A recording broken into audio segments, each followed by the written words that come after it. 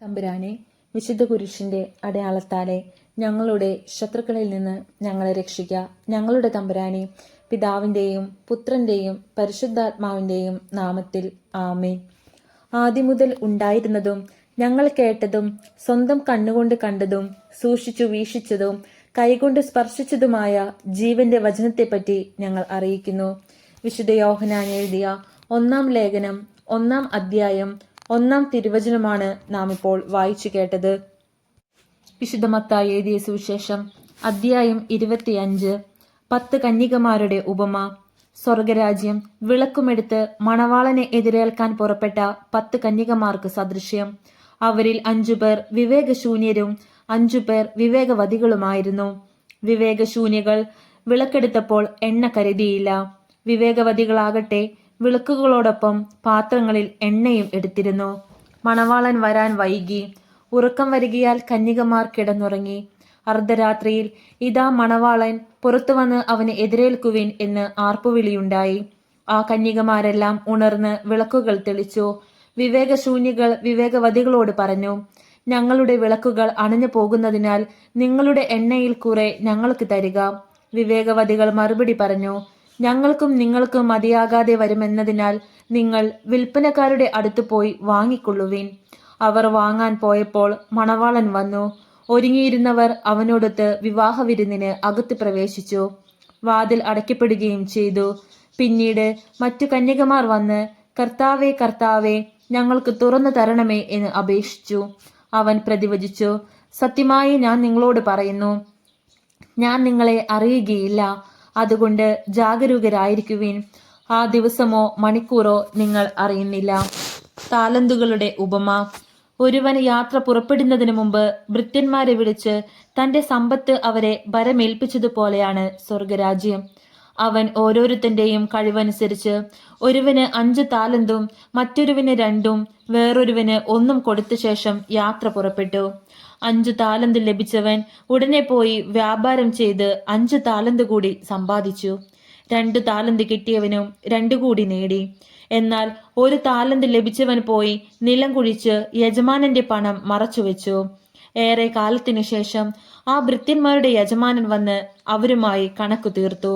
5 താലന്ത് കിട്ടിയവൻ വന്ന് 5 കൂടി സമർപ്പിച്ച്, യജമാനനെ, നീ എനിക്ക് 5 താലന്താണല്ലോ നൽകിയത്. ഇതാ ഞാൻ 5 കൂടി സമ്പാദിച്ചിരിക്കുന്നു എന്ന് പറഞ്ഞു. യജമാനൻ പറഞ്ഞു, കൊള്ളാം, നല്ലവനും വിശ്വസ്തനുമായ ഭൃത്യ. അല്പകാര്യങ്ങളിൽ വിശ്വസ്തനായിരുന്നതിനാൽ അനേക കാര്യങ്ങൾ നിന്നെ ഞാൻ ഭരമേൽപ്പിക്കും. നിന്റെ യജമാനന്റെ സന്തോഷത്തിലേക്ക് നീ പ്രവേശിക്കുക. 2 താലന്ത് കിട്ടിയവനും വന്നു പറഞ്ഞു, യജമാനനെ, നീ എനിക്ക് 2 താലന്താണല്ലോ നൽകിയത്. ഇതാ ഞാൻ 2 കൂടി സമ്പാദിച്ചിരിക്കുന്നു. യജമാനൻ പറഞ്ഞു, കൊള്ളാം, നല്ലവനും വിശ്വസ്തനുമായ ഭൃത്യ. അല്പകാര്യങ്ങളിൽ വിശ്വസ്തനായിരുന്നതിനാൽ അനേക കാര്യങ്ങൾ നിന്നെ ഞാൻ ഭരമേൽപ്പിക്കും. നിന്റെ യജമാനന്റെ സന്തോഷത്തിലേക്ക് നീ പ്രവേശിക്കുക. 1 താലന്ത് കിട്ടിയവൻ വന്ന് പറഞ്ഞു, യജമാനനെ, നീ വിതയ്ക്കാത്തിടത്ത് നിന്ന് കൊയ്യുകയും വിതറാത്തിടത്ത് നിന്ന് ശേഖരിക്കുകയും ചെയ്യുന്ന കഠിന ഹൃദയനാണെന്ന് ഞാൻ മനസ്സിലാക്കി. അതിനാൽ ഞാൻ ഭയപ്പെട്ട് നിന്റെ താലന്ത് മണ്ണിൽ മറച്ചു വെച്ചു. ഇതാ നിന്റേത്, എടുത്തുകൊള്ളുക. യജമാനൻ പറഞ്ഞു, ദുഷ്ടനും മടിയനുമായ ഭൃത്യ, ഞാൻ വിതയ്ക്കാത്തിടത്ത് നിന്ന് കൊയ്യുന്നവനും വിതറാത്തിടത്ത് നിന്ന് ശേഖരിക്കുന്നവനും ആണെന്ന് നീ മനസ്സിലാക്കിയിരുന്നല്ലോ. എന്റെ നാണയം നീ പണവ്യാപാരികളുടെ പക്കൽ നിക്ഷേപിക്കേണ്ടതായിരുന്നു. ഞാൻ വന്ന് എന്റെ പണം പലിശ സഹിതം വാങ്ങുമായിരുന്നു. ആ താലന്ത് അവനിൽ നിന്നെടുത്ത് 10 താലന്ത് ഉള്ളവന് കൊടുക്കുക. ഉള്ളവന് നൽകപ്പെടും, അവന് സമൃദ്ധി ഉണ്ടാവുകയും ചെയ്യും. ഇല്ലാത്തവനിൽ നിന്ന് ഉള്ളതുപോലും എടുക്കപ്പെടും. പ്രയോജനമില്ലാത്ത ആ ഭൃത്യനെ പുറത്ത് അന്ധകാരത്തിലേക്ക് തള്ളിക്കളയുക. അവിടെ വിലാപവും പല്ലുകടിയുമായിരിക്കും. അവസാന വിധി. മനുഷ്യപുത്രൻ എല്ലാ ദൂതന്മാരോടും കൂടെ മഹത്വത്തിൽ എഴുന്നള്ളുമ്പോൾ അവൻ തന്റെ മഹിമയുടെ സിംഹാസനത്തിൽ ഉപവിഷ്ടനാകും. അവന്റെ മുമ്പിൽ എല്ലാ ജനതകളും ഒരുമിച്ച് കൂട്ടപ്പെടും. ഇടയൻ ചെമ്മരിയാടുകളെ കോലാടുകളിൽ നിന്ന് വേർതിരിക്കുന്നത് പോലെ അവൻ അവരെ തമ്മിൽ വേർതിരിക്കും. അവൻ ചെമ്മരിയാടുകളെ തന്റെ വലത്തുവശത്തും കോലാടുകളെ ഇടത്തുവശത്തും നിർത്തും. അനന്തരം രാജാവ് തന്റെ വലതുഭാഗത്തുള്ളവരോട് അരുളി ചെയ്യും, എന്റെ പിതാവിനാൽ അനുഗ്രഹിക്കപ്പെട്ടവരെ, വരുവിൻ, ലോകസ്ഥാപനം മുതൽ നിങ്ങൾക്കായി സജ്ജമാക്കിയിരിക്കുന്ന രാജ്യം അവകാശപ്പെടുത്തുവീൻ. എന്തെന്നാൽ എനിക്ക് വിശന്നു, നിങ്ങൾ ഭക്ഷിക്കാൻ തന്നു. എനിക്ക് ദാഹിച്ചു, നിങ്ങൾ കുടിക്കാൻ തന്നു. ഞാൻ പരദേശിയായിരുന്നു, നിങ്ങൾ എന്നെ സ്വീകരിച്ചു. ഞാൻ നഗ്നനായിരുന്നു, നിങ്ങൾ എന്നെ ഉടുപ്പിച്ചു. ഞാൻ രോഗിയായിരുന്നു, നിങ്ങൾ എന്നെ സന്ദർശിച്ചു. ഞാൻ കാരാഗ്രഹത്തിലായിരുന്നു, നിങ്ങൾ എൻ്റെ അടുത്ത് വന്നു. അപ്പോൾ നീതിമാന്മാർ ഇങ്ങനെ മറുപടി പറയും: കർത്താവേ, നിന്നെ വിശക്കുന്നവനായി കണ്ട് ഞങ്ങൾ ആഹാരം നൽകിയതും ദാഹിക്കുന്നവനായി കണ്ട് കുടിക്കാൻ നൽകിയതും എപ്പോൾ? നിന്നെ പരദേശിയായി കണ്ട് സ്വീകരിച്ചതും നഗ്നനായി കണ്ട് ഉടുപ്പിച്ചതും എപ്പോൾ? നിന്നെ ഞങ്ങൾ രോഗാവസ്ഥയിലോ കാരാഗ്രഹത്തിലോ കണ്ട് സന്ദർശിച്ചത് എപ്പോൾ? രാജാവ് മറുപടി പറയും: സത്യമായി ഞാൻ നിങ്ങളോട് പറയുന്നു, എൻ്റെ ഏറ്റവും എളിയ ഈ സഹോദരന്മാരിൽ ഒരുവന് നിങ്ങൾ ഇത് ചെയ്തു കൊടുത്തപ്പോൾ എനിക്ക് തന്നെയാണ് ചെയ്തു തന്നത്. അനന്തരം അവൻ തൻ്റെ ഇടതുഭാഗത്തുള്ളവരോട് പറയും: ശപിക്കപ്പെട്ടവരെ, നിങ്ങൾ എന്നിൽ നിന്നകന്ന് പിശാചിനും അവന്റെ ദൂതന്മാർക്കുമായി സജ്ജമാക്കിയിരിക്കുന്ന നിത്യാഗ്നിയിലേക്ക് പോകുവിൻ. എനിക്ക് വിശന്നു, നിങ്ങൾ ആഹാരം തന്നില്ല. എനിക്ക് ദാഹിച്ചു, നിങ്ങൾ കുടിക്കാൻ തന്നില്ല. ഞാൻ പരദേശിയായിരുന്നു, നിങ്ങൾ എന്നെ സ്വീകരിച്ചില്ല. ഞാൻ നഗ്നനായിരുന്നു, നിങ്ങൾ എന്നെ ഉടുപ്പിച്ചില്ല. രോഗാവസ്ഥയിലും കാരാഗ്രഹത്തിലും ആയിരുന്നു, നിങ്ങൾ എന്നെ സന്ദർശിച്ചില്ല. അപ്പോൾ അവർ ചോദിക്കും: കർത്താവേ, ഞങ്ങൾ നിന്നെ വിശക്കുന്നവനോ ദാഹിക്കുന്നവനോ പരദേശിയോ നഗ്നനോ രോഗിയോ കാരാഗ്രഹത്തിൽ കഴിയുന്നവനോ ആയി കണ്ടതും നിനക്ക് ശുശ്രൂഷ ചെയ്യാതിരുന്നതും എപ്പോൾ? അവൻ മറുപടി പറയും: സത്യമായി ഞാൻ നിങ്ങളോട് പറയുന്നു, ഈ ഏറ്റവും എളിയവരിൽ ഒരുവന് നിങ്ങൾ ഇത് ചെയ്യാതിരുന്നപ്പോൾ എനിക്ക് തന്നെയാണ് ചെയ്യാതിരുന്നത്. ഇവർ നിത്യശിക്ഷയിലേക്കും നീതിമാന്മാർ നിത്യജീവനിലേക്കും പ്രവേശിക്കും. അധ്യായം 26. യേശുവിനെ വധിക്കാൻ ആലോചന.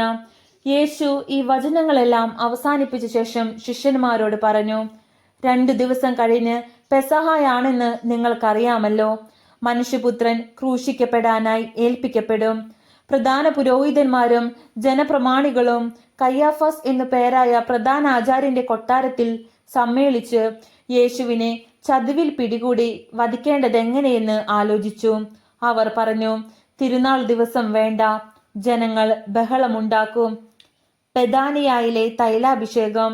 യേശു ബെഥാനിയായിൽ കുഷ്ഠരോഗിയായ ശിമിയോന്റെ ഭവനത്തിൽ ഇരിക്കുമ്പോൾ വിലയേറിയ സുഗന്ധ തൈലം നിറച്ച ഒരു വെൺകൽ പാത്രവുമായി ഒരു സ്ത്രീ അവനെ സമീപിച്ചു. അവൻ ഭക്ഷണത്തിനിരിക്കുമ്പോൾ അവൾ തൈലം അവന്റെ ശിരസിലൊഴിച്ചു. ഇത് കണ്ട് ശിഷ്യന്മാർ കോപത്തോടെ പറഞ്ഞു: എന്തിന് ഈ പാഴ്ചെലവ്? ഈ സുഗന്ധ തൈലം നല്ല വിലയ്ക്ക് വിറ്റ് ദരിദ്രർക്ക് കൊടുക്കാമായിരുന്നില്ലേ? യേശു ഇത് ഗ്രഹിച്ച് അവരോട് പറഞ്ഞു: എന്തിന് നിങ്ങൾ ഈ സ്ത്രീയെ വിഷമിപ്പിക്കുന്നു? ഇവൾ എനിക്ക് വേണ്ടി ഒരു നല്ല കാര്യം ചെയ്തിരിക്കുന്നു. ദരിദ്രർ എപ്പോഴും നിങ്ങളോട് കൂടെയുണ്ട്, ഞാനാകട്ടെ എപ്പോഴും നിങ്ങളോട് കൂടെ ഉണ്ടായിരിക്കുകയില്ല. എന്നെ സംസ്കരിക്കുന്നതിനുള്ള ഒരുക്കമായിട്ടാണ് ഇവൾ എൻ്റെ ശരീരത്തിൽ തൈലം പൂശിയത്. സത്യമായി ഞാൻ നിങ്ങളോട് പറയുന്നു, ലോകത്തിൽ എവിടെയെല്ലാം ഈ സുവിശേഷം പ്രസംഗിക്കപ്പെടുമോ അവിടെയെല്ലാം ഇവൾ ചെയ്ത കാര്യങ്ങളും ഇവളുടെ സ്മരണയ്ക്കായി പ്രസ്താവിക്കപ്പെടും. യൂദാസിന്റെ വഞ്ചന. 12 പേരിൽ ഒരുവനായ യൂദാസ് കറിയോത്ത പ്രധാന പുരോഹിതന്മാരുടെ അടുത്ത് ചെന്ന് ചോദിച്ചു: ഞാൻ അവനെ നിങ്ങൾക്ക് ഏൽപ്പിച്ചു തന്നാൽ നിങ്ങൾ എനിക്ക് എന്തു തരും? അവർ അവന് 30 വെള്ളി നാണയങ്ങൾ വാഗ്ദാനം ചെയ്തു. അപ്പോൾ മുതൽ അവൻ യേശുവിനെ ഒറ്റിക്കൊടുക്കാൻ അവസരം അന്വേഷിച്ചുകൊണ്ടിരുന്നു. പെസഹ ആചരിക്കുന്നു. പുളിപ്പില്ലാത്ത അപ്പത്തിന്റെ 1-ാം ദിവസം ശിഷ്യന്മാർ യേശുവിന്റെ അടുത്ത് വന്ന് ചോദിച്ചു: നിനക്ക് പെസഹ എവിടെ ഒരുക്കണമെന്നാണ് നീ ആഗ്രഹിക്കുന്നത്? അവൻ പറഞ്ഞു: നിങ്ങൾ പട്ടണത്തിൽ പോയി ഇന്നയാളുടെ അടുത്ത് ചെന്ന് പറയുക, ഗുരു പറയുന്നു, എന്റെ സമയം സമാഗതമായി. ഞാൻ എൻ്റെ ശിഷ്യന്മാരോടുകൂടെ നിന്റെ വീട്ടിൽ പെസഹ ആചരിക്കും. യേശു നിർദ്ദേശിച്ചതുപോലെ ശിഷ്യന്മാർ പെസഹ ഒരുക്കി. വൈകുന്നേരമായപ്പോൾ അവൻ 12 ശിഷ്യന്മാരോടൊത്ത് ഭക്ഷണത്തിനിരുന്നു. ഭക്ഷിച്ചുകൊണ്ടിരിക്കെ അവൻ പറഞ്ഞു: സത്യമായി ഞാൻ നിങ്ങളോട് പറയുന്നു, നിങ്ങളിൽ ഒരുവൻ എന്നെ ഒറ്റിക്കൊടുക്കും. അവർ അതീവ ദുഃഖിതരായി. കർത്താവെ, അത് ഞാനല്ലല്ലോ എന്ന് ഓരോരുത്തരും അവനോട് ചോദിക്കാൻ തുടങ്ങി. അവൻ പ്രതിവചിച്ചു: എന്നോടുകൂടെ പാത്രത്തിൽ കൈമുക്കുന്നവൻ എന്നെ ഒറ്റിക്കൊടുക്കും. മനുഷ്യപുത്രൻ എഴുതപ്പെട്ടിരിക്കുന്നത് പോലെ പോകുന്നു. എന്നാൽ മനുഷ്യപുത്രനെ ആര് ഒറ്റിക്കൊടുക്കുന്നുവോ അവന് ദുരിതം. ജനിക്കാതിരുന്നെങ്കിൽ അവന് നന്നായിരുന്നു. അവനെ ഒറ്റിക്കൊടുക്കാനിരുന്ന യൂദാസ് അവനോട് ചോദിച്ചു, ഗുരു, അത് ഞാനോ? അവൻ പറഞ്ഞു, നീ പറഞ്ഞു കഴിഞ്ഞു. പുതിയ ഉടമ്പടി. അവർ ഭക്ഷിച്ചുകൊണ്ടിരിക്കുമ്പോൾ യേശു അപ്പമെടുത്ത് ആശീർവദിച്ച് മുറിച്ച് ശിഷ്യന്മാർക്ക് കൊടുത്തുകൊണ്ട് അരുളി ചെയ്തു, വാങ്ങി ഭക്ഷിക്കുവീൻ, ഇത് എൻ്റെ ശരീരമാണ്. അനന്തരം പാനപാത്രമെടുത്ത് കൃതജ്ഞതാ സ്തോത്രം ചെയ്ത് അവർക്ക് കൊടുത്തുകൊണ്ട് പറഞ്ഞു, നിങ്ങളെല്ലാവരും ഇതിൽ നിന്ന് പാനം ചെയ്യുവീൻ. ഇത് പാപമോചനത്തിനായി അനേകർക്കു വേണ്ടി ചിന്തപ്പെടുന്നതും ഉടമ്പടിയുടേതുമായ എൻ്റെ രക്തമാണ്. ഞാൻ നിങ്ങളോട് പറയുന്നു, എൻ്റെ പിതാവിൻ്റെ രാജ്യത്തിൽ നിങ്ങളോടൊത്ത് നവമായി ഇത് പാനം ചെയ്യുന്ന ദിവസം വരെ മുന്തിരിയുടെ ഈ ഫലത്തിൽ നിന്ന് ഞാൻ വീണ്ടും കുടിക്കുകയില്ല. സ്തോത്രഗീതം ആലപിച്ച ശേഷം അവർ ഒലിവു മലയിലേക്ക് പോയി. പത്രോസ് ഗുരുവിനെ നിഷേധിക്കും. യേശു അവരോട് പറഞ്ഞു, ഈ രാത്രി നിങ്ങൾ എല്ലാവരും എന്നിൽ ഇടറും. ഞാൻ ഇടയനെ അടിക്കും, ആടുകൾ ചിതറിപ്പോകും എന്നെഴുതപ്പെട്ടിരിക്കുന്നു. എന്നാൽ ഞാൻ ഉയർപ്പിക്കപ്പെട്ട ശേഷം നിങ്ങൾക്ക് മുമ്പേ ഗലീലയിലേക്ക് പോകും. അപ്പോൾ പത്രോസ് അവനോട് പറഞ്ഞു, എല്ലാവരും നിന്നിൽ ഇടറിയാലും ഞാൻ ഇടറുകയില്ല. യേശു പറഞ്ഞു, സത്യമായി ഞാൻ നിന്നോട് പറയുന്നു, ഈ രാത്രി കോഴി കൂകുന്നതിന് മുമ്പ് നീ എന്നെ 3 പ്രാവശ്യം നിഷേധിച്ചു പറയും. പത്രോസ് പറഞ്ഞു, നിന്നോട് കൂടെ മരിക്കേണ്ടി വന്നാൽ പോലും ഞാൻ നിന്നെ നിഷേധിക്കുകയില്ല. ഇങ്ങനെ തന്നെ മറ്റെല്ലാ ശിഷ്യന്മാരും പറഞ്ഞു. ഗെത്സേമനിയിൽ പ്രാർത്ഥിക്കുന്നു. അനന്തരം യേശു അവരോടൊത്ത് ഗെത്സേമനി എന്ന സ്ഥലത്തെത്തി. അവൻ ശിഷ്യന്മാരോട് പറഞ്ഞു, ഞാൻ പോയി പ്രാർത്ഥിക്കുവോളം നിങ്ങൾ ഇവിടെ ഇരിക്കുക.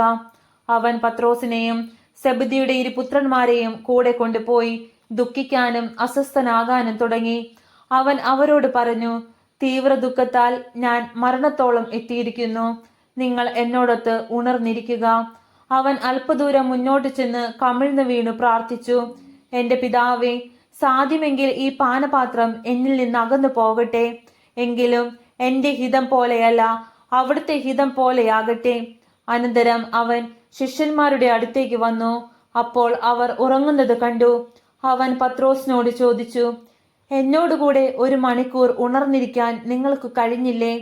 പ്രലോഭനത്തിൽ അകപ്പെടാതിരിക്കാൻ നിങ്ങൾ ഉണർന്നിരുന്ന് പ്രാർത്ഥിക്കുവിൻ. ആത്മാവ് സന്നദ്ധമെങ്കിലും ശരീരം ബലഹീനമാണ്.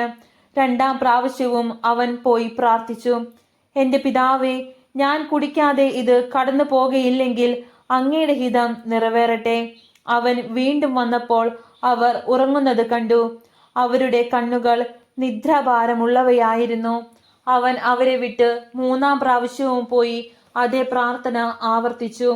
പിന്നെ അവൻ ശിഷ്യന്മാരുടെ അടുത്ത് വന്ന് പറഞ്ഞു, നിങ്ങൾ ഇപ്പോഴും ഉറങ്ങി വിശ്രമിക്കുന്നുവോ? ഇതാ സമയം അടുത്തിരിക്കുന്നു. മനുഷ്യപുത്രൻ പാപികളുടെ കൈകളിൽ ഏൽപ്പിക്കപ്പെടുന്നു. എഴുന്നേൽക്കുവിൻ, നമുക്ക് പോകാം. എന്നെ ഒറ്റിക്കൊടുക്കുന്നവൻ അടുത്തെത്തിയിരിക്കുന്നു. യേശുവിനെ ഒറ്റിക്കൊടുക്കുന്നു. അവൻ സംസാരിച്ചു കൊണ്ടിരിക്കുമ്പോൾ തന്നെ 12 പേരിൽ ഒരുവനായ യൂദാസ് അവിടെ എത്തി. അവനോടുകൂടെ പ്രധാന പുരോഹിതന്മാരുടെയും ജനപ്രമാണികളുടെയും അടുക്കൽ നിന്ന് വാളും വടികളുമായി ഒരു ജനക്കൂട്ടവും വന്നിരുന്നു. ഒറ്റുകാരൻ അവർക്ക് ഈ അടയാളം നൽകിയിരുന്നു, ഞാൻ ആരെ ചുംബിക്കുന്നുവോ അവൻ തന്നെ, അവനെ പിടിച്ചുകൊള്ളുക. അവൻ പെട്ടെന്ന് യേശുവിന്റെ അടുത്ത് ചെന്ന് ഗുരു സ്വസ്തി എന്ന് പറഞ്ഞ് അവനെ ചുംബിച്ചു. യേശു അവനോട് ചോദിച്ചു, സ്നേഹിത, നീ എന്തിനാണ് വന്നത്? അപ്പോൾ അവർ മുന്നോട്ട് വന്ന് യേശുവിനെ പിടിച്ചു. യേശുവിനോട് കൂടെ ഉണ്ടായിരുന്നവരിൽ ഒരുവൻ കൈ നീട്ടി വാളൂരി പ്രധാന പുരോഹിതന്റെ സേവകനെ വെട്ടി അവന്റെ ചെവി ഛേദിച്ചു കളഞ്ഞു. യേശു അവനോട് പറഞ്ഞു, വാൾ ഉറയിലിടുക. വാൾ എടുക്കുന്നവൻ വാളാൽ നശിക്കും. എനിക്ക് എൻ്റെ പിതാവിനോട് അപേക്ഷിക്കാൻ കഴിയുകയില്ലെന്നും ഉടൻ തന്നെ അവിടുന്ന് എനിക്ക് തൻ്റെ ദൂതന്മാരുടെ 12-ലേറെ വ്യൂഹങ്ങളെ അയച്ചു തരികയില്ലെന്നും നീ വിചാരിക്കുന്നുവോ? അങ്ങനെയെങ്കിൽ ഇപ്രകാരം സംഭവിക്കണമെന്ന വിശുദ്ധ ലിഖിതം എങ്ങനെ നിറവേറും? യേശു ജനക്കൂട്ടത്തോട് പറഞ്ഞു, കവർച്ചക്കാരനെതിരെ എന്ന പോലെ വാളുകളും വടികളുമായി നിങ്ങൾ എന്നെ ബന്ധിക്കുവാൻ വന്നിരിക്കുന്നുവോ? ഞാൻ ദിവസവും ദേവാലയത്തിലിരുന്ന് നിങ്ങളെ പഠിപ്പിച്ചിരുന്നു, നിങ്ങൾ എന്നെ പിടിച്ചില്ല. പ്രവാചകന്മാരുടെ ലിഖിതങ്ങൾ പൂർത്തിയാകാൻ വേണ്ടിയാണ് ഇതൊക്കെയും സംഭവിച്ചത്. അപ്പോൾ ശിഷ്യന്മാരെല്ലാവരും അവനെ വിട്ട് ഓടിപ്പോയി. ന്യായാധിപ സംഘത്തിനു മുമ്പിൽ യേശുവിനെ പിടിച്ചു ബന്ധിച്ചവർ പ്രധാന പുരോഹിതനായ കയ്യഫാസിന്റെ അടുത്തേക്ക് അവനെ കൊണ്ടുപോയി. അവിടെ നിയമജ്ഞരും ശ്രേഷ്ഠന്മാരും സമ്മേളിച്ചിരുന്നു. പ്രധാന പുരോഹിതന്റെ മുറ്റം വരെ പത്രോസ് അവനെ അല്പം ദൂരെയായി അനുഗമിച്ചു. അനന്തരം അവൻ അകത്തു കടന്ന് അവസാനം എന്തെന്ന് കാണാൻ പരിചാരകന്മാരോട് കൂടെയിരുന്നു. പ്രധാന പുരോഹിതന്മാരും ന്യായാധിപ സംഘം മുഴുവനും യേശുവിനെ മരണത്തിന് ഏൽപ്പിച്ചു കൊടുക്കേണ്ടതിന് അവനെതിരെ കള്ളസാക്ഷ്യം അന്വേഷിച്ചു. പല കള്ളസാക്ഷികൾ വന്നെങ്കിലും അവർക്ക് സാക്ഷ്യമൊന്നും കിട്ടിയില്ല. അവസാനം 2 പേർ മുന്നോട്ട് വന്ന് ഇപ്രകാരം പറഞ്ഞു: ഈ ദേവാലയം നശിപ്പിക്കാനും 3 ദിവസം കൊണ്ട് നിർമ്മിക്കാനും എനിക്ക് സാധിക്കും എന്ന് ഇവൻ പറഞ്ഞിട്ടുണ്ട്. പ്രധാന പുരോഹിതൻ എഴുന്നേറ്റ് നിന്ന് അവനോട് ചോദിച്ചു: നിനക്ക് മറുപടിയില്ലേ? ഇവർ നിനക്കെതിരെ സാക്ഷ്യപ്പെടുത്തുന്നതെന്ത്? യേശുവാകട്ടെ നിശബ്ദനായിരുന്നു. അപ്പോൾ പ്രധാന പുരോഹിതൻ അവനോട് പറഞ്ഞു: ജീവിക്കുന്ന ദൈവത്തിന്റെ നാമത്തിൽ ആണയിട്ടു ഞാൻ നിന്നോട് ചോദിക്കുന്നു, നീ ദൈവപുത്രനായ ക്രിസ്തുവാണോ എന്ന് ഞങ്ങളോട് പറയുക. യേശു അവനോട് പറഞ്ഞു: നീ പറഞ്ഞുവല്ലോ. എന്നാൽ ഞാൻ നിന്നോട് പറയുന്നു, ഇപ്പോൾ മുതൽ മനുഷ്യപുത്രൻ ശക്തിയുടെ വലതുഭാഗത്ത് ഉപവിഷ്ടനായിരിക്കുന്നതും വാനമേഘങ്ങളിൽ വരുന്നതും നിങ്ങൾ കാണും. അപ്പോൾ പ്രധാന പുരോഹിതൻ മേലങ്കി കീറിക്കൊണ്ട് പറഞ്ഞു: ഇവൻ ദൈവദൂഷണം പറഞ്ഞിരിക്കുന്നു. ഇനി സാക്ഷികളെ കൊണ്ട് നമുക്കെന്താവശ്യം? ഇതാ ദൈവദൂഷണം നിങ്ങൾ ഇപ്പോൾ കേട്ടുവല്ലോ. നിങ്ങൾക്ക് എന്ത് തോന്നുന്നു? അവർ പ്രതിവചിച്ചു: അവൻ മരണത്തിന് അർഹനാണ്.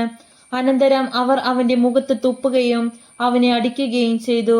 ക്രിസ്തുവേ, നിന്നെ അടിച്ചതാരെന്ന് ഞങ്ങളോട് പ്രവചിക്കുക എന്ന് പറഞ്ഞുകൊണ്ട് മറ്റു ചിലർ അവന്റെ കരണത്തടിച്ചു. പത്രോസ് യേശുവിനെ തള്ളി പറയുന്നു. പത്രോസ് പുറത്ത് മുറ്റത്തിരിക്കുകയായിരുന്നു. ഒരു പരിചാരിക അവനെ സമീപിച്ച്, നീയും ആ ഗലീലിക്കാരനായ യേശുവിനോട് കൂടെ ആയിരുന്നുവല്ലോ എന്ന് പറഞ്ഞു. നീ പറയുന്നത് എന്താണെന്ന് ഞാൻ അറിയുന്നില്ല എന്ന് അവരുടെയെല്ലാം മുമ്പാകെ അവൻ നിഷേധിച്ചു പറഞ്ഞു. അവൻ കവാടത്തിലേക്ക് പോയപ്പോൾ മറ്റൊരു പരിചാരിക അവനെ കണ്ടു. അവൾ അടുത്ത് നിന്നവരോട് പറഞ്ഞു: ഈ മനുഷ്യനോ നസ്രായനായ യേശുവിന്റെ കൂടെയായിരുന്നു. ഞാൻ അവനെ അറിയുകയില്ല എന്ന് അവൻ വീണ്ടും ആണയിട്ട് നിഷേധിച്ചു. കുറെ കഴിഞ്ഞപ്പോൾ അടുത്ത് നിന്നിരുന്നവർ പത്രോസിനെ സമീപിച്ചു പറഞ്ഞു: നീ അവരിൽ ഒരുവനാണ് തീർച്ച. നിന്റെ സംസാര രീതി തന്നെ ഇത് തെളിയിക്കുന്നു. പത്രോസ് ആകട്ടെ, ഞാൻ ആ മനുഷ്യനെ അറിയുകയില്ല എന്ന് പറഞ്ഞ് ശപിക്കാനും ആണയിടാനും തുടങ്ങി. ഉടനെ കോഴി കൂകി. കോഴി കൂകുന്നതിന് മുമ്പ് 3 പ്രാവശ്യം നീ എന്നെ നിഷേധിക്കുമെന്ന് യേശു പറഞ്ഞ വാക്കുകൾ അപ്പോൾ പത്രോസ് ഓർമ്മിച്ചു. അവൻ പുറത്തുപോയി ഹൃദയം നൊന്ത് കരഞ്ഞു. അധ്യായം 27. യേശു പീലാത്തോസിന്റെ മുമ്പിൽ. പ്രഭാതമായപ്പോൾ പ്രധാന പുരോഹിതന്മാരും ജനപ്രമാണികളും യേശുവിനെ വധിക്കേണ്ടതിന് അവനെതിരെ ആലോചന നടത്തി. അവർ അവനെ ബന്ധിച്ചുകൊണ്ടുപോയി ദേശാധിപതിയായ പീലാത്തോസിനെ ഏൽപ്പിച്ചു. യൂദാസിന്റെ അന്ത്യം. അവനെ ഒറ്റുകൊടുത്ത യൂദാസ് അവൻ ശിക്ഷയ്ക്ക് വിധിക്കപ്പെട്ടു എന്നറിഞ്ഞപ്പോൾ പശ്ചാത്തപിച്ച് ആ 30 വെള്ളി നാണയങ്ങൾ പ്രധാന പുരോഹിതന്മാരെയും പ്രമാണിമാരെയും ഏൽപ്പിച്ചുകൊണ്ട് പറഞ്ഞു: നിഷ്കളങ്ക രക്തത്തെ ഒറ്റിക്കൊടുത്ത് ഞാൻ പാപം ചെയ്തിരിക്കുന്നു. അവർ അവനോട് പറഞ്ഞു: അതിന് ഞങ്ങൾക്കെന്ത്? അത് നിന്റെ കാര്യമാണ്. വെള്ളി നാണയങ്ങൾ ദേവാലയത്തിലേക്ക് വലിച്ചെറിഞ്ഞിട്ട് അവൻ പോയി കെട്ടി ഞാന്നു ചത്തു. പ്രധാന പുരോഹിതന്മാർ ആ വെള്ളി നാണയങ്ങൾ എടുത്തുകൊണ്ട് പറഞ്ഞു: ഇത് രക്തത്തിന്റെ വിലയാകിയാൽ ഭണ്ഡാരത്തിൽ നിക്ഷേപിക്കുന്നത് അനുവദനീയമല്ല. അതുകൊണ്ട് അവർ കൂടി ആലോചിച്ച് ആ പണം കൊടുത്ത് വിദേശീയരെ സംസ്കരിക്കാൻ വേണ്ടി കുശവന്റെ പറമ്പ് വാങ്ങി. അത് ഇന്നും രക്തത്തിന്റെ പറമ്പ് എന്ന് അറിയപ്പെടുന്നു. പ്രവാചകനായ ജെറമിയ വഴി അരുളി ചെയ്യപ്പെട്ടത് അപ്പോൾ പൂർത്തിയായി. അവന്റെ വിലയായി ഇസ്രായേൽ മക്കൾ നിശ്ചയിച്ച 30 വെള്ളി നാണയങ്ങളെടുത്ത് കർത്താവ് എന്നോട് കൽപ്പിച്ചതുപോലെ അവർ കുശവന്റെ പറമ്പിനായി കൊടുത്തു. വിചാരണയും വിധിയും. യേശു ദേശാധിപതിയുടെ മുമ്പിൽ നിന്നു. ദേശാധിപതി ചോദിച്ചു: നീ യഹൂദന്മാരുടെ രാജാവാണോ? യേശു പറഞ്ഞു: നീ തന്നെ പറയുന്നുവല്ലോ. പ്രധാന പുരോഹിതന്മാരും പ്രമാണികളും അവന്റെ മേൽ കുറ്റം ആരോപിച്ചപ്പോൾ അവൻ ഒരു മറുപടിയും പറഞ്ഞില്ല. പീലാത്തോസ് വീണ്ടും ചോദിച്ചു, അവർ എന്തെല്ലാം കാര്യങ്ങൾ നിനക്കെതിരെ സാക്ഷ്യപ്പെടുത്തുന്നു എന്ന് നീ കേൾക്കുന്നില്ലേ? എന്നാൽ അവൻ ഒരു ആരോപണത്തിന് പോലും മറുപടി പറഞ്ഞില്ല. തന്നിമിത്തം ദേശാധിപതി അത്യധികം ആശ്ചര്യപ്പെട്ടു. ജനക്കൂട്ടം ആഗ്രഹിക്കുന്ന ഒരു തടവുകാരനെ ദേശാധിപതി തിരുനാളിൽ അവർക്ക് വിട്ടുകൊടുക്കുക പതിവായിരുന്നു. അന്ന് അവർക്ക് ബറാബാസ് എന്നു പേരുള്ള കുപ്രസിദ്ധനായ ഒരു തടവുപുള്ളിയുണ്ടായിരുന്നു. അതുകൊണ്ട് അവർ ഒരുമിച്ച് കൂടിയപ്പോൾ പീലാത്തോസ് ചോദിച്ചു, ഞാൻ ആരെ വിട്ടുതരണമെന്നാണ് നിങ്ങൾ ആഗ്രഹിക്കുന്നത്? ബറാബാസിനെയോ ക്രിസ്തു എന്ന് വിളിക്കപ്പെടുന്ന യേശുവിനെയോ? അസൂയ നിമിത്തമാണ് അവർ അവനെ ഏൽപ്പിച്ചു കൊടുത്തതെന്ന് അവൻ അറിഞ്ഞിരുന്നു. മാത്രമല്ല, അവൻ ന്യായാസനത്തിൽ ഉപവിഷ്ടനായിരിക്കുമ്പോൾ അവന്റെ ഭാര്യ അവന്റെ അടുത്തേക്ക് ആളയച്ച് അറിയിച്ചു, ആ നീതിമാന്റെ കാര്യത്തിൽ ഇടപെടരുത്. അവൻ മൂലം സ്വപ്നത്തിൽ ഞാൻ ഇന്ന് വളരെയേറെ ക്ലേശിച്ചു. പ്രധാന പുരോഹിതന്മാരും പ്രമാണികളും ബറാബാസിനെ വിട്ടുതരാനും യേശുവിനെ നശിപ്പിക്കാനും ആവശ്യപ്പെടാൻ ജനങ്ങളെ പ്രേരിപ്പിച്ചു. ദേശാധിപതി വീണ്ടും അവരോട് ചോദിച്ചു, ഇവരിൽ ആരെ വിട്ടുതരണമെന്നാണ് നിങ്ങൾ ആഗ്രഹിക്കുന്നത്? അവർ പറഞ്ഞു, ബറാബാസിനെ. പീലാത്തോസ് അവരോട് ചോദിച്ചു, അപ്പോൾ ക്രിസ്തു എന്ന് വിളിക്കപ്പെടുന്ന യേശുവിനെ ഞാൻ എന്തു ചെയ്യണം? എല്ലാവരും പറഞ്ഞു, അവനെ ക്രൂശിക്കുക. അവൻ അവരോട് ചോദിച്ചു, അവൻ എന്തു തിന്മയാണ് ചെയ്തത്? അപ്പോൾ അവർ കൂടുതൽ ഉച്ചത്തിൽ വിളിച്ചു പറഞ്ഞു, അവനെ ക്രൂശിക്കുക. ബഹളം വർദ്ധിക്കുന്നതല്ലാതെ പ്രയോജനമൊന്നും ഉണ്ടാവുന്നില്ലെന്ന് മനസ്സിലാക്കിയ പീലാത്തോസ് വെള്ളമെടുത്ത് ജനങ്ങളുടെ മുമ്പിൽ വെച്ച് കൈ കഴുകിക്കൊണ്ട് പറഞ്ഞു, ഈ നീതിമാന്റെ രക്തത്തിൽ എനിക്ക് പങ്കില്ല, അത് നിങ്ങളുടെ കാര്യമാണ്. അപ്പോൾ ജനം മുഴുവൻ മറുപടി പറഞ്ഞു, അവന്റെ രക്തം ഞങ്ങളുടെ മേലും ഞങ്ങളുടെ സന്തതികളുടെ മേലും ആയിക്കൊള്ളട്ടെ. അപ്പോൾ അവൻ ബറാബാസിനെ അവർക്ക് വിട്ടുകൊടുക്കുകയും യേശുവിനെ ചമ്മട്ടി കൊണ്ട് അടിപ്പിച്ച് ക്രൂശിക്കാൻ ഏൽപ്പിച്ചു കൊടുക്കുകയും ചെയ്തു. യേശുവിനെ പരിഹസിക്കുന്നു. അനന്തരം ദേശാധിപതിയുടെ പടയാളികൾ യേശുവിനെ പ്രത്തോറിയത്തിലേക്ക് കൊണ്ടുപോയി സൈന്യ വിഭാഗത്തെ മുഴുവൻ അവനെതിരെ അണിനിരത്തി. അവർ അവന്റെ വസ്ത്രം ഉരിഞ്ഞു മാറ്റി ഒരു ചെമ്മന്ന പുറങ്കുപ്പായം അണിയിച്ചു. ഒരു മുൾക്കിരീടം മെടഞ്ഞ് അവന്റെ ശിരസിൽ വെച്ചു. വലതു കൈയിൽ ഒരു ഞാങ്ങണയും കൊടുത്തു. അവന്റെ മുമ്പിൽ മുട്ടുകുത്തിക്കൊണ്ട് യഹൂദരുടെ രാജാവേ സ്വസ്തി എന്ന് പറഞ്ഞ് അവർ അവനെ പരിഹസിച്ചു. അവർ അവന്റെ മേൽ തുപ്പുകയും ഞാങ്ങണയെടുത്ത് അവന്റെ ശിരസിൽ അടിക്കുകയും ചെയ്തു. അവനെ പരിഹസിച്ചതിനു ശേഷം പുറങ്കുപ്പായം അഴിച്ചു മാറ്റി അവന്റെ വസ്ത്രം വീണ്ടും ധരിപ്പിച്ച് കുരിശിൽ തറയ്ക്കാൻ കൊണ്ടുപോയി. യേശുവിനെ കുരിശിൽ തറയ്ക്കുന്നു. അവർ പോകുന്ന വഴി ഷിമിയോൻ എന്ന ഒരു കിറേനക്കാരനെ കണ്ടുമുട്ടി. യേശുവിന്റെ കുരിശ് ചുമക്കാൻ അവർ അവനെ നിർബന്ധിച്ചു. തലയോടിടം എന്നർത്ഥമുള്ള ഗോൽഗോത്തായിലെത്തിയപ്പോൾ അവർ അവന് കയ്പു കലർത്തിയ വീഞ്ഞ് കുടിക്കാൻ കൊടുത്തു. അവൻ അത് രുചിച്ചു നോക്കിയെങ്കിലും കുടിക്കാൻ ഇഷ്ടപ്പെട്ടില്ല. അവനെ കുരിശിൽ തറച്ചതിനു ശേഷം അവർ അവന്റെ വസ്ത്രങ്ങൾ കുറിയിട്ടു ഭാഗിച്ചെടുത്തു. അനന്തരം അവർ അവിടെ അവന് കാവലിരുന്നു. ഇവൻ യഹൂദരുടെ രാജാവായ യേശുവാണ് എന്ന് ആരോപണം അവർ അവന്റെ ശിരസിന് മുകളിൽ എഴുതി വെച്ചു. അവനോടുകൂടെ 2 കവർച്ചക്കാരെയും അവർ കുരിശിൽ തറച്ചു, ഒരുവനെ വലത്തും അപരനെ ഇടത്തും. അതിലെ കടന്നു പോയവർ തല കുലുക്കിക്കൊണ്ട് അവനെ ദുഷിച്ചു പറഞ്ഞു, ദേവാലയം നശിപ്പിച്ച് 3 ദിവസം കൊണ്ട് അത് പണിയുന്നവനെ, നിന്നെ തന്നെ രക്ഷിക്കുക. നീ ദൈവപുത്രനാണെങ്കിൽ കുരിശിൽ നിന്ന് ഇറങ്ങി വരിക. അപ്രകാരം തന്നെ പ്രധാന പുരോഹിതന്മാർ നിയമജ്ഞരോടും പ്രമാണികളോടുമൊത്ത് അവനെ പരിഹസിച്ചുകൊണ്ട് പറഞ്ഞു, ഇവൻ മറ്റുള്ളവരെ രക്ഷിച്ചു, തന്നെ തന്നെ രക്ഷിക്കാൻ ഇവന് സാധിക്കുന്നില്ല. ഇവൻ ഇസ്രായേലിന്റെ രാജാവാണല്ലോ, കുരിശിൽ നിന്ന് ഇറങ്ങി വരട്ടെ, ഞങ്ങൾ ഇവനിൽ വിശ്വസിക്കാം. ഇവന് ദൈവത്തിൽ ആശ്രയിച്ചു, വേണമെങ്കിൽ ദൈവം അവനെ രക്ഷിക്കട്ടെ. ഞാൻ ദൈവപുത്രനാണ് എന്നാണല്ലോ ഇവൻ പറഞ്ഞിരുന്നത്. അവനോടൊപ്പം ക്രൂശിക്കപ്പെട്ട കവർച്ചക്കാരും ഇപ്രകാരം തന്നെ അവനെ പരിഹസിച്ചു. യേശുവിന്റെ മരണം. 6-ാം മണിക്കൂർ മുതൽ 9-ാം മണിക്കൂർ വരെ ഭൂമിയിലെങ്ങും അന്ധകാരം വ്യാപിച്ചു. ഏകദേശം 9-ാം മണിക്കൂർ ആയപ്പോൾ യേശു ഉച്ചത്തിൽ നിലവിളിച്ചു, ഏലി ഏലി ലുമ്മ സബക്ദാനി, അതായത് എന്റെ ദൈവമേ, എന്റെ ദൈവമേ, എന്തുകൊണ്ട് നീ എന്നെ ഉപേക്ഷിച്ചു? അടുത്ത് നിന്നിരുന്നവരിൽ ചിലർ ഇത് കേട്ട് പറഞ്ഞു, അവൻ ഏലിയായെ വിളിക്കുന്നു. ഉടനെ അവരിൽ ഒരാൾ ഓടിച്ചെന്ന് നീർപ്പഞ്ഞിയെടുത്ത് വിനാഗിരിയിൽ മുക്കി ഒരു ഞാങ്ങണമേൽ ചുറ്റി അവന് കുടിക്കാൻ കൊടുത്തു. അപ്പോൾ മറ്റുള്ളവർ പറഞ്ഞു, നിൽക്കൂ, ഏലിയ വന്ന് അവനെ രക്ഷിക്കുമോ എന്ന് കാണട്ടെ. യേശു ഉച്ചത്തിൽ നിലവിളിച്ചുകൊണ്ട് ജീവൻ വടിഞ്ഞു. അപ്പോൾ ദേവാലയത്തിലെ തിരശീല മുകൾ മുതൽ താഴെ വരെ രണ്ടായി കീറി. ഭൂമി കുലുങ്ങി, പാറകൾ പിളർന്നു, ശവകുടീരങ്ങൾ തുറക്കപ്പെട്ടു. നിദ്ര പ്രാപിച്ചിരുന്ന പല വിശുദ്ധന്മാരുടെയും ശരീരങ്ങൾ ഉയർപ്പിക്കപ്പെട്ടു. അവന്റെ പുനരുദ്ധാനത്തിന് ശേഷം അവർ ശവകുടീരങ്ങളിൽ നിന്ന് പുറത്തു വന്ന് വിശുദ്ധ നഗരത്തിൽ പ്രവേശിച്ച് പലർക്കും പ്രത്യക്ഷപ്പെട്ടു. യേശുവിനെ കാവൽ നിന്നിരുന്ന ശതാധിപനും അവന്റെ കൂടെ ഉണ്ടായിരുന്നവരും ഭൂകമ്പവും മറ്റു സംഭവങ്ങളും കണ്ട് അത്യധികം ഭയപ്പെട്ടു. സത്യമായും ഇവൻ ദൈവപുത്രനായിരുന്നു എന്ന് പറഞ്ഞു. ഗലീലയിൽ നിന്ന് യേശുവിനെ അനുഗമിച്ചവരും അവന് ശുശ്രൂഷ ചെയ്തിരുന്നവരുമായ അനേകം സ്ത്രീകൾ അകലെ ഇക്കാര്യങ്ങൾ നോക്കിക്കൊണ്ട് നിന്നിരുന്നു. അക്കൂട്ടത്തിൽ മഗ്ദലേന മറിയവും യാക്കോബിന്റെയും ജോസഫിന്റെയും അമ്മയായ മറിയവും സെബദി പുത്രന്മാരുടെ അമ്മയും ഉണ്ടായിരുന്നു. യേശുവിനെ സംസ്കരിക്കുന്നു. വൈകുന്നേരമായപ്പോൾ അരിമത്തിയക്കാരൻ ജോസഫ് എന്ന ധനികൻ അവിടെ എത്തി. അവനും യേശുവിന് ശിഷ്യപ്പെട്ടിരുന്നു.